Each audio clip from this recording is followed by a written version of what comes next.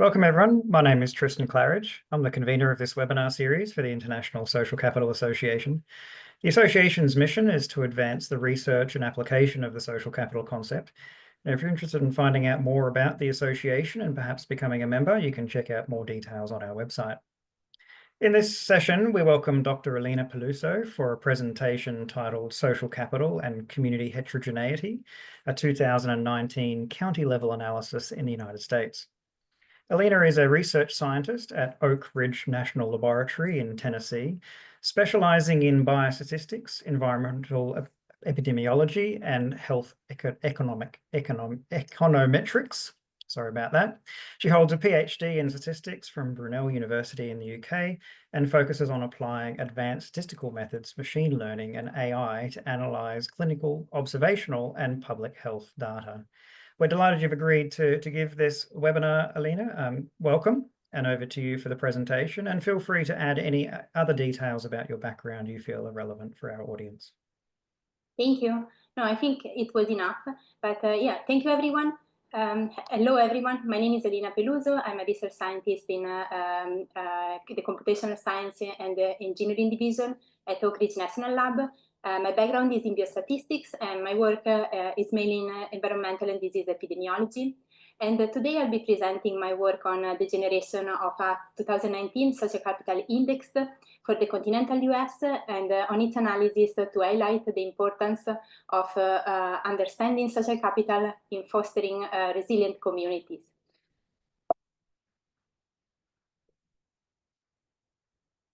Okay, so in recent years, there's been a lot of research on area-level determinants of health, since in clinical care and public policy setting, there has been a growing interest in understanding the critical influence of geography on health by evaluating the relationship among socioeconomic status, neighborhood context, and health outcomes. And there are several compelling reasons to use area-level measure either in addition to or instead of individual level measure. First of all, area-level measure effectively capture the impact of neighborhood or environmental context on health outcomes.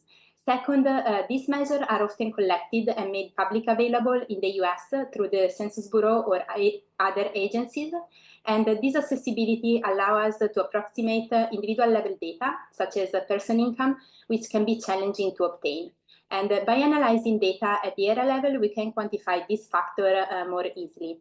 However, it is important to approach this analysis with caution, as there is a risk of ecological fallacy, where we might mistakenly assume that what is true for a group applies to all individuals in a group. Therefore, careful interpretation of the result is crucial to avoid misleading conclusion. And in this context, area-level socioeconomic status, for example, can be assessed through single or multidimensional measure, and combining multiple area-level factors into composite index is generally more convenient, as these indexes provide a comprehensive representation of area-level determinants of health. And also, by capturing various dimensions, composite indexes often demonstrate a stronger relationship with health outcomes compared to single variable measure. Additionally, using composite index might help mitigate issues related to collinearity, which can arise when analyzing multiple single indicators. And this approach simplifies analysis and improves the robustness of our findings, allowing for a clearer insight into the relationship between factors of interest and health outcome. Another advantage of area-level measure is their suitability for population-based studies and public health intervention, and particularly in informing health policy decisions, which are often made at the state level. So, for example, in several countries, area-level measure of socioeconomic deprivation has been used to adjust healthcare reimbursement rate or directing higher payments to those with greater social risk, or also helping allocating public health resources to areas of need, such as guiding an equitable distribution of vaccine, ensuring that resources are directed where they are most needed, ultimately improving health outcomes in vulnerable population.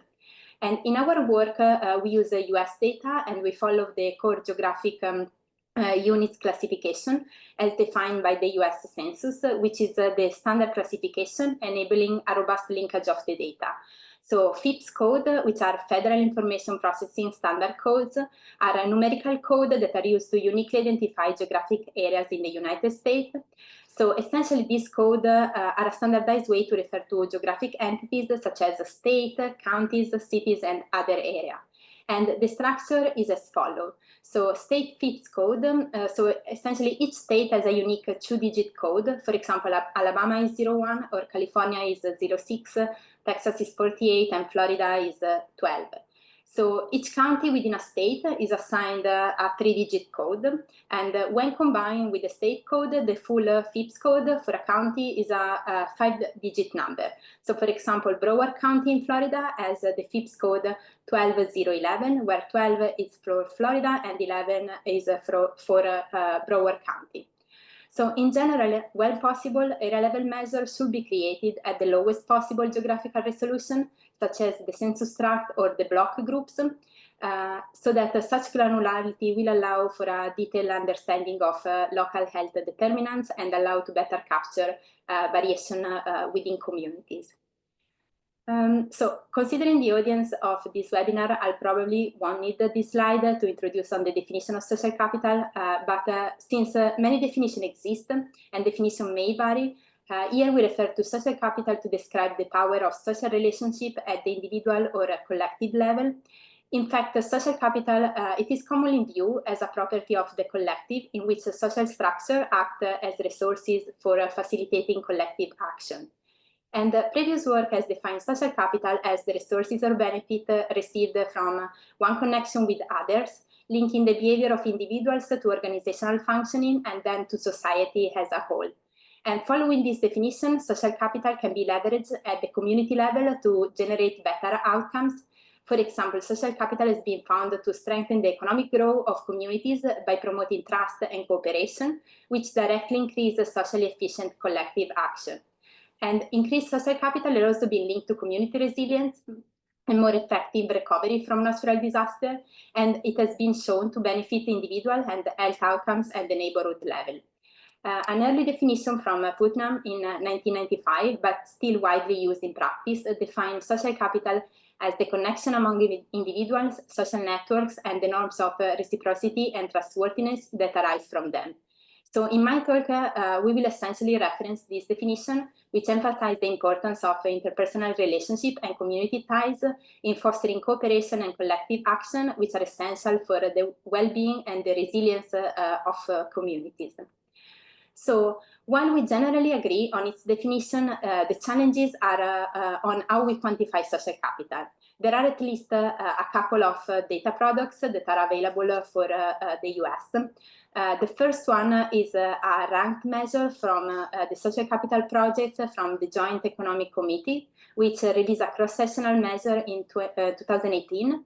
And then we have a second measure, which is a widely used measure known as the Penn State Index of Social Capital, which is based on the definition of social capital by Rupa Singha in early 2006, which is still considered of interest, widely used, and high quality.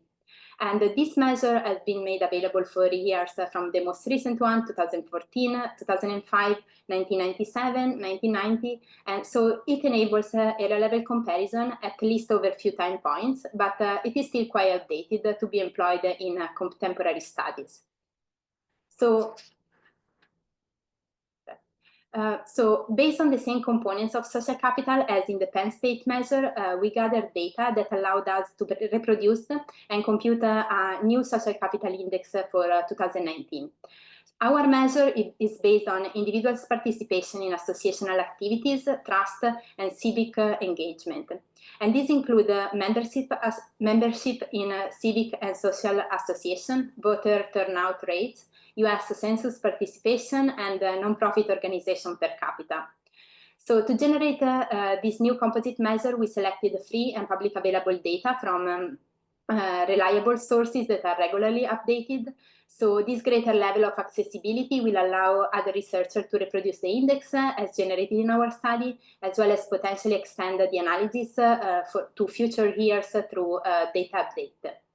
The first indicator of interest is the cumulative count of associational membership, which we collected from the county business pattern compiled by the census, specifically related to the activity of various establishments in each county, that being civic organization, bowling center, golf clubs, fitness center, and sport organization, as well as religious organization, political organization, labor organization, business organization, and the professional organization.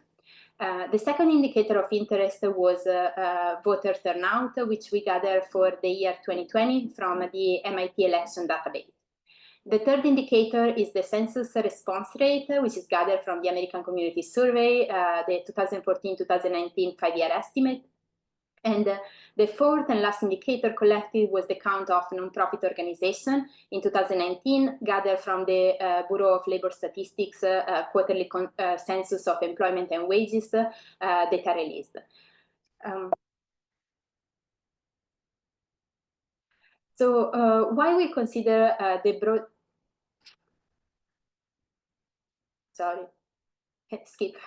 So while we consider the broader aggregate of the four components, that is the membership in civic and social association, the voter turnout rates, the US participation rate, and the non-profit organization per capita to generate the social capital index, we may consider additional variation in the definition of social capital, that is the bridging social capital and the bonding social capital. The bridging social capital, or the Putnam type, is a measure of bridging social capital with the associational density of the first 6 organizations, that is religious, civic organization, bowling center, fitness center, golf clubs, and sport organization. And the bonding social capital, or the Olson type, measure bonding social capital with the same density of the remaining association, that is business organization, labor union, political organization, and professional organization. So to generate the index, we proceed as follows. Since we require complete cases for the association component, and from year 2017, CBP released data that was only for cell containing 3 or more establishments, while in all other cases the cell values were censored. So we had to input establishment across establishment counts across the various association type. So in simple terms, for each type of association we looked at, we focus on counties where the number of business was not fully reported, meaning that it could be 0, 1, or 2. And then we first estimated how many business there should be per person in those counties based on their population. Next, we calculated an expected number of business for each county by averaging the counts from the 3 closest counties that they did have a full report. And we use a method that gives more weight to closer counties when making this average. And finally, we pick the estimated business count from our initial range that was closest to this average, ensuring that the data was as accurate as possible. Next, we employed principal component analysis, which is a statistical method that simplifies complex data set by transforming correlated variable into a smaller set of uncorrelated variables known as the principal components. And this is all done while preserving as much as variability as possible. So we applied the PCA to the 4 indicators of interest, that is aggregate association, voter turnout, census participation, and nonprofit organization. And the normalized first principal component was interpreted as the social capital index for 2019. And this resulting composite index serves as a quantitative measure of the relationship among the 4 factors, effectively capturing the most significant variation in the data. So now we can visualize the spatial distribution of the 2019 county-level social capital index, which reveals significant regional variation across the United States. The index ranges from -3 to over 9, with the values that are centered around the median. Higher positive, that are the green values of social capital, are primarily found in the upper Midwest and Northwest counties, indicating stronger community ties and engagement in these regions. And in contrast, lower negative values, the pink values, are concentrated in the southeast and southwest counties, suggesting challenges in social cohesion and participation in these areas. And this spatial analysis let us to have a first visual assessment of the geographic disparities in social capital across the country.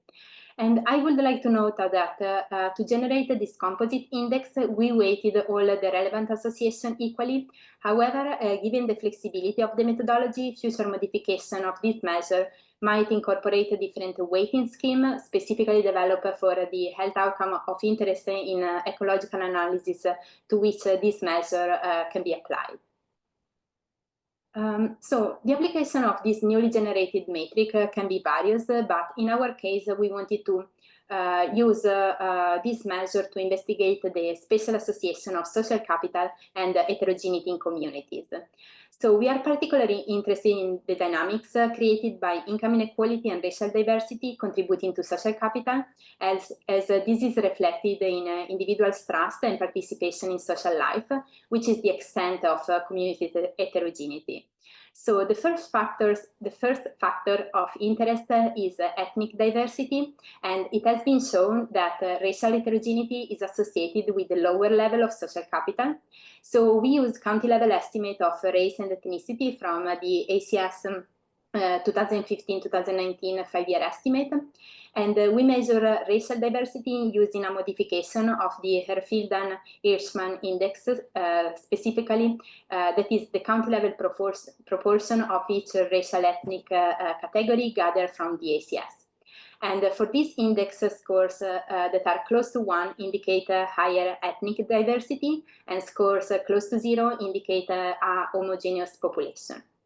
Regarding income inequality, previous studies have shown that greater income inequality is associated with lower level of social capital, and in fact, it has been demonstrated that participation in associational activities is significantly lower in areas with greater income inequality.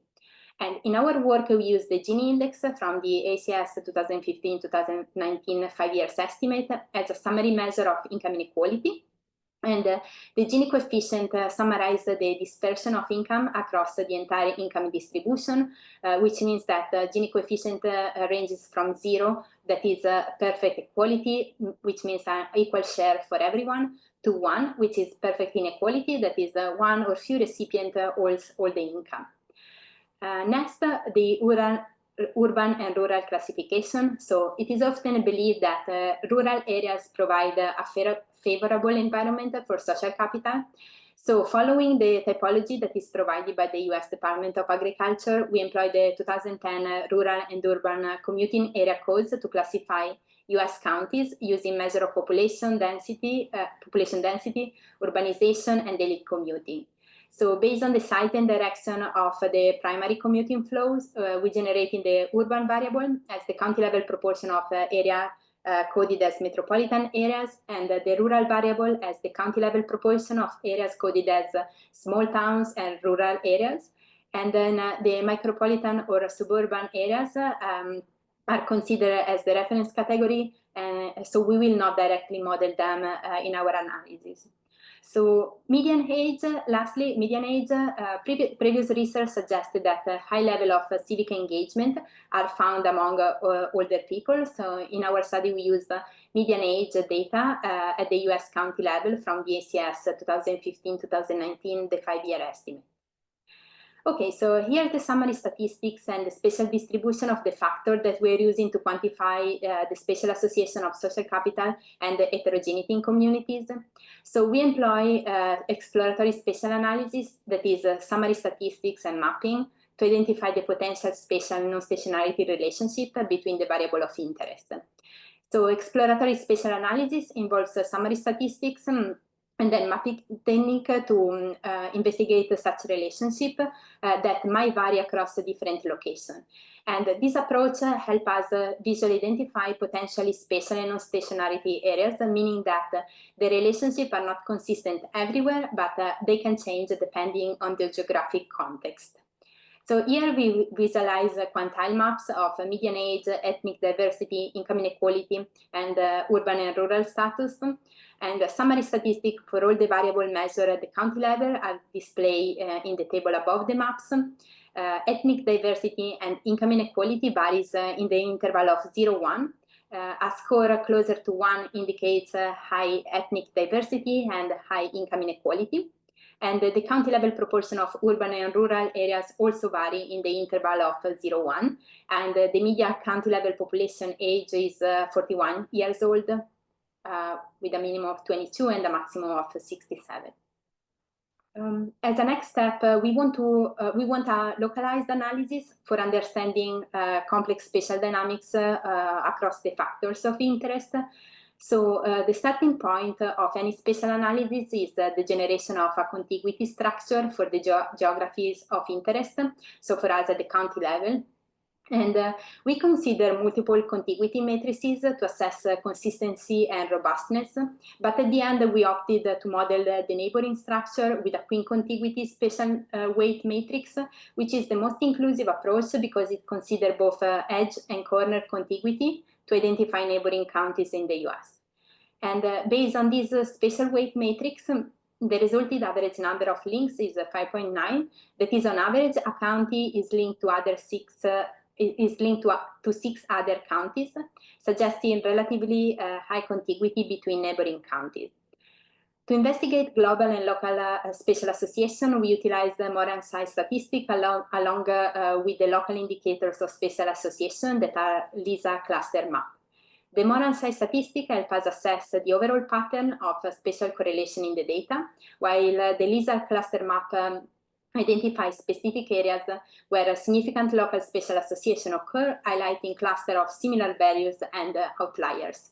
And this combined approach enables us to understand both the broad spatial relationship and the localized pattern within the data. So the table here at the bottom shows the Moran-Sai value for each variable, demonstrating significant spatial dependence.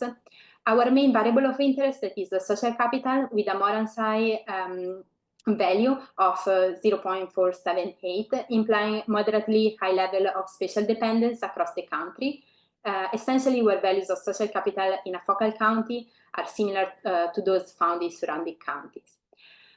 All 5 predictors were positively autocorrelated so that so the data do exhibit spatial clustering.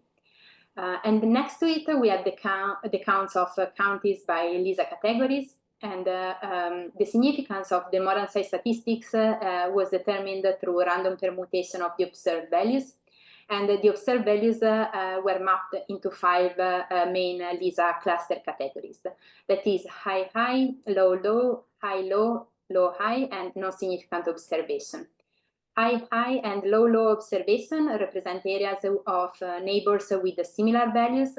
High-low and low-high counties represent areas that were dissimilar to their neighbors, suggesting potential spatial outliers. And to visualize the result of the LISA, we mapped the spatial clustering of the 5 cluster categories for each variable. So essentially, the dark red areas represent high cluster, that indicating counties with high social capital surrounded by neighbors areas also with the high social capital. Blue areas represent a low cluster, that is counties with low social capital amidst low social capital neighbors. Pale blue regions are low-high cluster or low social capital counties amidst high social capital neighbors. And pink area are high-low cluster, that is high social capital counties with low social capital neighbors. High clusters were primarily found in the Mountain West and Upper Midwest region of the US, with smaller cluster in the Mid-Atlantic and New England area. Low cluster were observed primarily in the Southeast and Southwest region of the US. The global ecological model is a baseline OLS model. All variables were statistically significantly related to social capital, and considered together, they explain 43% of the variance in social capital in the US. The OLS results show that at a global level, ethnic and income diversity are inversely related to social capital. And social capital was higher in rural areas and in areas with a higher median age. And to quantify the effect of each predictor, we refer to the standardized coefficient. So rural is the strongest indicator of social capital with a beta of 0.75, followed by age with a beta of 0.59. And we also find that with an increase of 1 standard deviation in ethnic diversity, the social capital decreased by 0.28 standard deviation, with all other variables held constant. And similarly, a change of 1 standard deviation in income inequality was associated with a change of negative 0.15 standard deviation in social capital. And variance symplectic factor score did not indicate any issue related to multicollinearity in this global model. Next, we fitted a geographically weighted regression based on adaptive kernel bandwidth. And based on the optimal bandwidth selection, approximately 16 nearest neighbors were used to calibrate the local regression for each given county. And the GWR model explained about 72% of the variance in social capital with an AIC of about 5,000, suggesting that the GWR model produced a better model fit than the OLS regression. And GWR generates local statistics, including the local goodness of fit R-square measure marked in the figure. So there is a notable variation in the local R-squared values across US counties, and high values, which indicate that the set of predictors effectively explain most of the variance in social capital, were observed along the Pacific coast, the Southwest, and in part of the Northern Midwest and Florida. A summary of the GWR model's parameters is provided in the table above the figures, which also include the count of counties in which each predictor showed a statistically significant association, that is, of positive or negative with the social capital.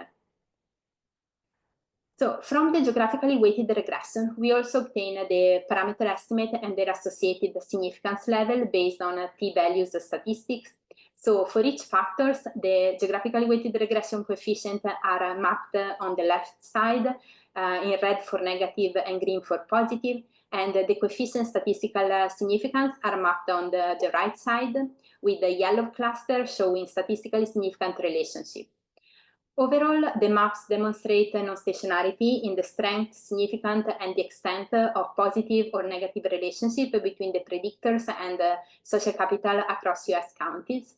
The coefficient for ethnic diversity range from -7 to +4, with a median of -0.9, resulting in a significant negative association with social capital in about 1,100 counties, that is 36%, and a significant positive association in 327 counties, that is 10%. Income inequality coefficient range from -11 to +17, with a median of 1.9, resulting in a significant negative association in 166 counties, that is 5%, and a significant positive association in 807 counties, so about 26%. So overall, this finding confirmed the spatial dependence of the association between social capital and social demographic factors. While in our initial OLS analysis, we estimated an overall negative relationship between ethnic diversity and social capital, geographically weighted regression allows us to distinguish between the negative association captured in the Pacific, Mountain, and North Central, and the positive association in coastal Texas and the non-coastal Eastern area, including Ohio, Kentucky, Indiana, and Tennessee. So similarly, OLS captured the negative relationship between income inequality and the social capital at a global level only, while GWR enables distinguishing the positive association found in the West and in the Northeast from the negative association found in the Southwest. So to conclude, in this work, we generated an updating county-level social capital index for the contiguous United States in 2019, based on a well-established metric of social capital in the literature. All data sources used to generate the composite index are freely and publicly available, which will allow researchers to replicate our result. Likewise, these sources are updated regularly, ensuring that our measure can be extended to future analyses. Next, we analyze the spatial dimension of the newly generated contemporary measure of social capital, with a particular interest in its relationship with ethnic and economic heterogeneity within US counties. Moran Sai and Lisa clustering provided an initial assessment between global and local spatial association, which was followed by OLS and geographically weighted regression model. The result from the OLS model reconfirmed that factors such as rural and urban environments and community heterogeneity are associated with social capital at the national level. However, the relationship between community heterogeneity, defined as racial and ethnic heterogeneity, and income diversity and social capital is not equal across all regions in the US. Overall, these findings suggest that future studies should also use the spatially informed modeling to study the relationship between social capital community characteristics, or more broadly, any social and economic outcomes. Our finding revealed that social capital is not driven by a uniform set of factors, rather it is often region-specific. We observed positive association between income diversity and the 2019 social capital index, primarily in wealthier areas such as a large urban center and resort destination, where resources may be allocated to civic and recreational activities. However, it is also possible that the current factors used to create the social capital index may be biased, overlooking the diverse way that communities foster cohesion. So, for example, areas with higher socioeconomic resources might emphasize traditional activities, such as golf, while neglecting other forms of social engagement, like local clubs or parental involvement in school that contribute to community cohesion. So simply controlling for socioeconomic status does not address this issue. So this speaks to us for future work, where to truly understand the social capital and its impact, we must develop inclusive measures that accurately reflect the behaviors and networks of all communities. Additionally, our analysis using geographically weighted regression highlighted that the variation in our racial heterogeneity and income inequality explains social capital across there is a variation in our racial heterogeneity and income inequality explained by social capital across the contiguous United States. So some regions like the Mississippi Delta and the Florida Panhandle showed limited exploratory power, indicating that additional factors may play a significant role in shaping social capital. So future research should not only reassess existing metrics, but also focus on micro-level drivers of social capital formation within communities, and possibly exploring how social capital is influenced by both proximal and remote connection, particularly in light of the growing role of virtual interaction through social media and internet access. Ultimately, a more accurate and comprehensive measure of social capital is essential, considering cultural, demographic, and age-related differences. Consistent and unbiased metrics will enable us to fully explore the role of social capital in shaping our society and fostering stronger and more connected communities. As I wrap up my presentation, please refer to the journal publication for further information, and also we have made the data and the code available to reproduce the index available in our Git repo. For anything else, including collaboration opportunities, feel free to reach out to me via email. Thank you for your attention. Wonderful. Thanks very much for your presentation, Alina. It's certainly fascinating to see the complexity of social capital across the United States and the interrelationship that it has with these other variables as well. So we'll take some questions and discussion. Feel free to either raise your hand, which you'll find under the reactions button within Zoom. It's often under the ... the more button to raise your hand. Alternatively, you can post in the chat and I'll call upon you to unmute yourself and ask your question. If you're not in a position to ask the question yourself, simply let me know and I'll be happy to read out the question on your behalf. So while people are thinking of their questions, we encourage you to get involved and to ask questions. Perhaps I can ask the first one, Alina, because I think the big question that always comes out of any kind of analysis like this is, okay, well, what are the insights on how we can improve social capital? And I know that your research, of course, was looking at the social capital exists and rather than finding ways to improve it. But did anything jump out as you as some meaningful, tangible interventions that could be implemented to improve social capital in the United States?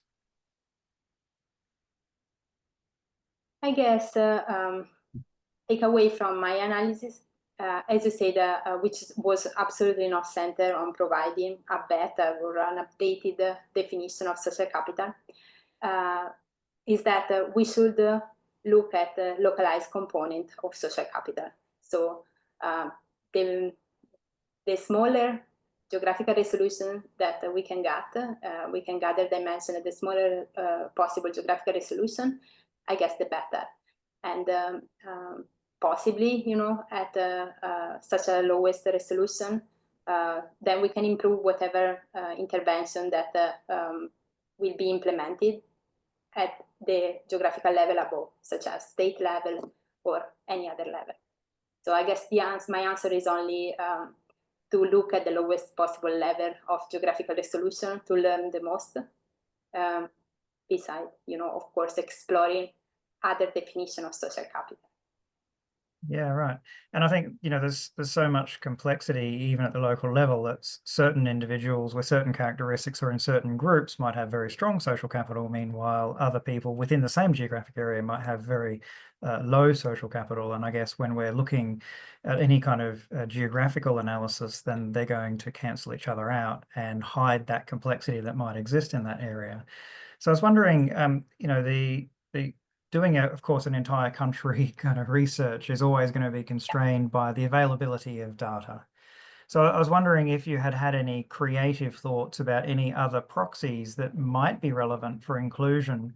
And, I guess data is always a limiting factor, and whether or not perhaps any of those proxies that are a little outside the box might provide more of that kind of spatial resolution that you're talking about. Maybe not necessarily on the components, but a suggestion might be to use this index together with other composite measures in any analysis of interest.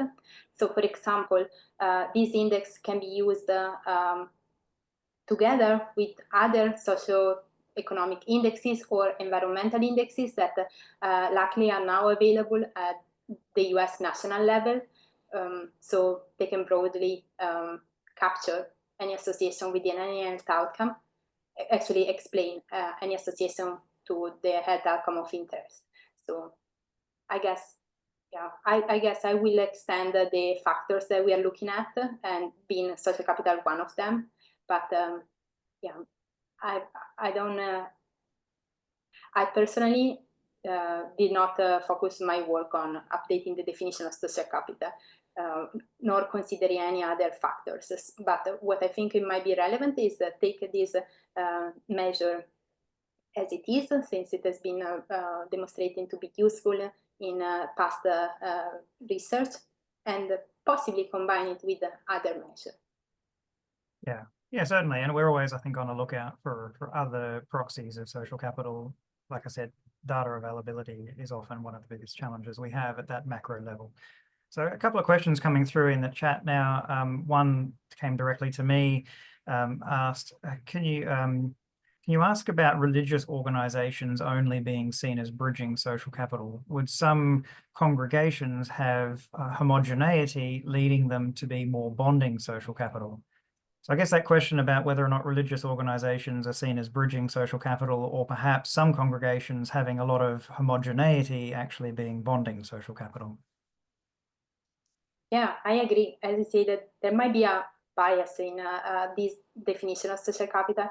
I really follow what was available in the literature. So in that respect, the bridging social capital is referenced as the Putnam type, which include religious organization as well as civic and fitness center and sport organization, and discriminate discriminate, like differentiate from the bonding social capital, we focus more on the economic type of organization, so business organization, labor, political organization, professional organization.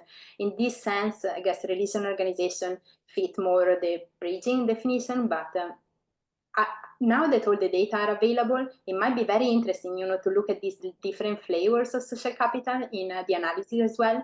So right now, for example, we use the social capital as an outcome, the social capital index as an outcome, but the same analysis could be provided also by using bridging social capital. So potentially seeing how these different flavors, this variation of the social capital definition can be associated or explained through the factors of interest for us that was income diversity and all the other factors that we include in our analysis. Yeah, certainly. Talking about perhaps a related issue, what I've found is that, say, a cricket team in a rural area tends to have quite a lot of homogeneity because the local area is quite homogeneous in terms of ethnic diversity.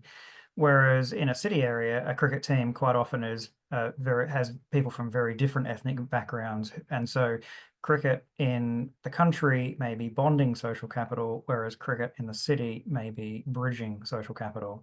And I guess what you're saying, Alina, and I think the challenge is to try to target and to actually understand which religious organizations or congregations then perhaps form which type of social capital, whether it be bridging and bonding. And perhaps there's some ways to do that. Yeah, definitely. So a couple of other questions coming up in the chat. Laman first, feel free to unmute yourself if you'd like to ask your question, or alternatively, of course, I can ask it on your behalf.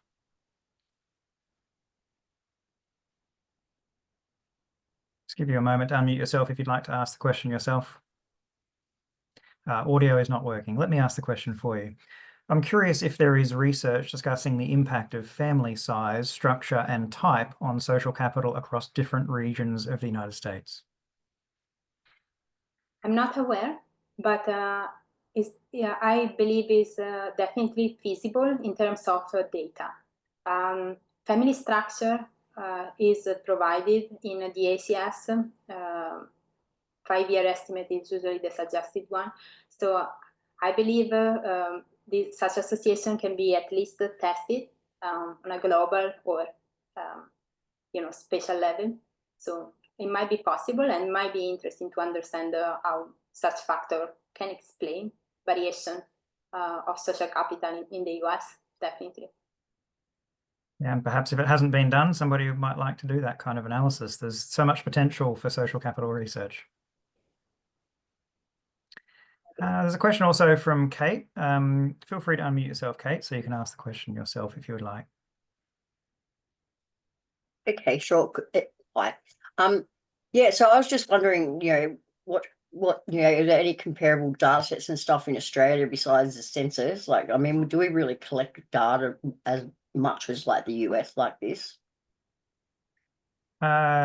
So, of course, Australia has a census as well, and the data is available, and there has been some analysis done on that. I'm not sure if this question was actually for me or for Alina. Sorry about that. Yeah, I'm sorry, Alina. It was actually for you, Tristan, because it's about Australia. Yeah. So, how about I answer, and then perhaps Alina might have some comment as well. Sorry, Alina. That was rude. I appreciate it. I felt a bit lost, to be honest.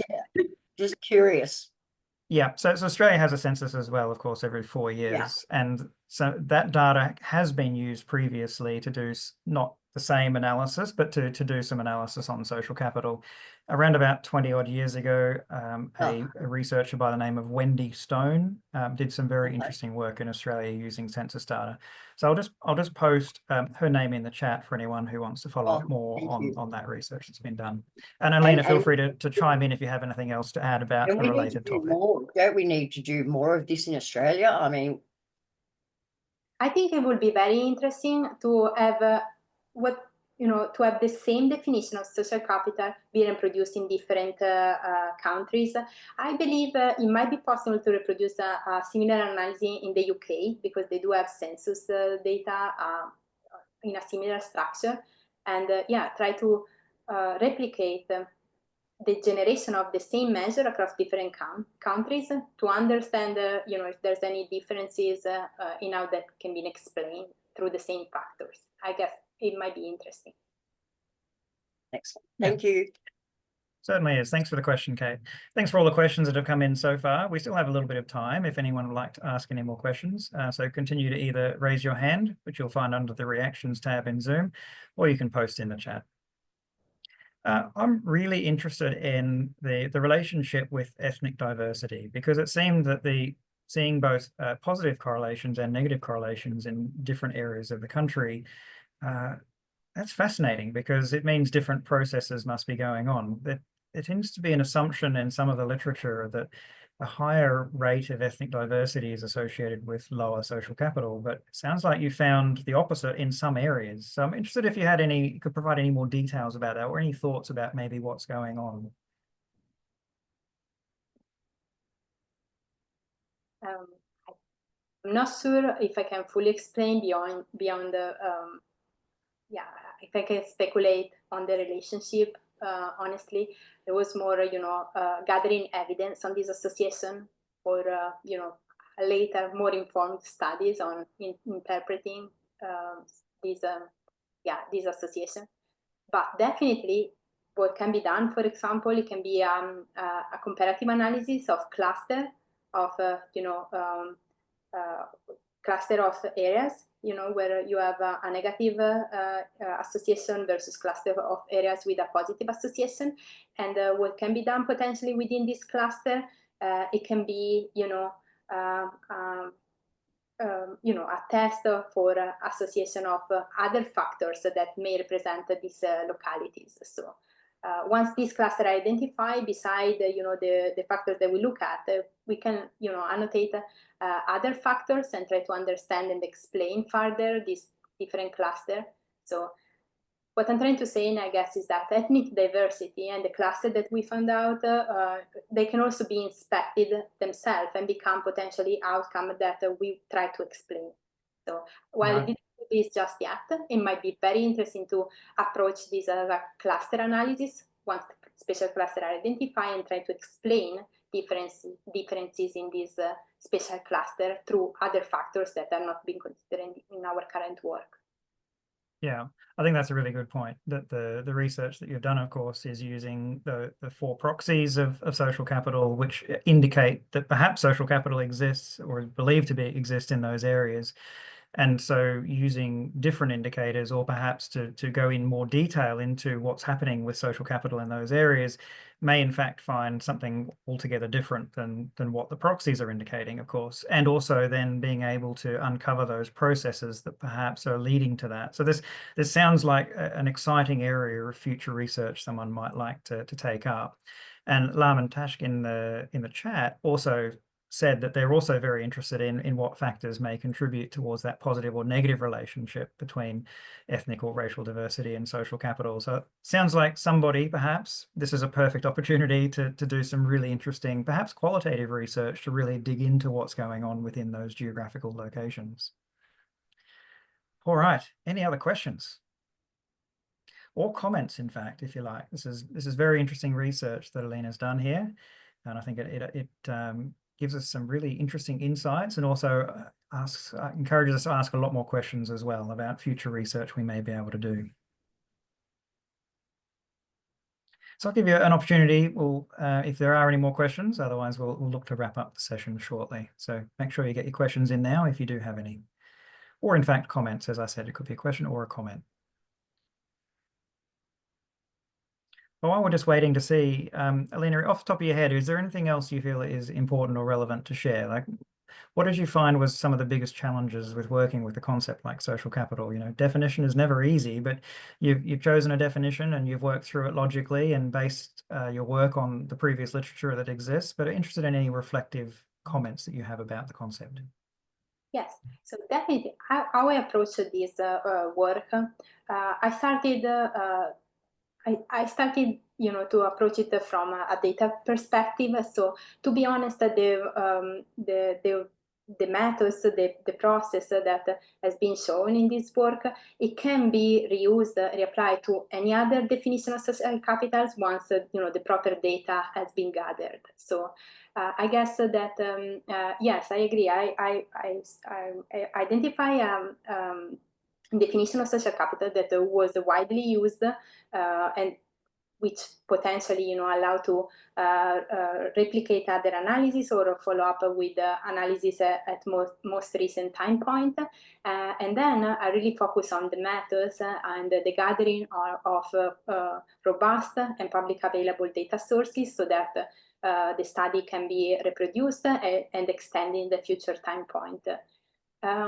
The difficulties it was indeed to make sure that the data sources identified provided complete cases. The analysis could have been done for every counties in the US and therefore, link the data appropriately. Some work was required in terms of, as I explained before, as I presented, in filling some of the missing values, some of the non-completed cases that's been censored. And other than that, to make sure that we know exactly how to interpret the measure that we generated, so the social capital index. So I guess, in general, it was making sure that we have robustness in the data that we gather and in the geographical resolution that we gather. Definitely one limitation from the data is that we weren't unable to collect any data at a lower resolution. So as I said, the best option is always the lowest resolution because it can better explain variation, and also because we know that the size of counties varies quite a lot in the US. There are counties that are very small and counties that are way wider. So, we are not really representing the same level of heterogeneity in all of these counties, but this was the best, the first baseline work that we could have done. And from now on, I guess we can improve upon this work. Yeah, great. Well, thanks very much, Alina. It doesn't seem like there's any other questions coming from the audience. So we really appreciate all the time and effort you've put into presenting this webinar for us. And we hope to see your future research as well, and hope maybe you'll come back again in future and give another presentation. Thank you very much again for the opportunity, and please reach out to me for any clarification or collaboration. Yeah, thanks very much. So our webinar series has a break next week. The following week, we have a presentation by Dr. Laura Adler. She'll be talking about networking or nepotism, the tension between social capital and meritocracy in the job search. So that'll be an interesting presentation. Thanks again, everyone, for taking part. Look forward to seeing you all next time. And again, Alina, thanks very much.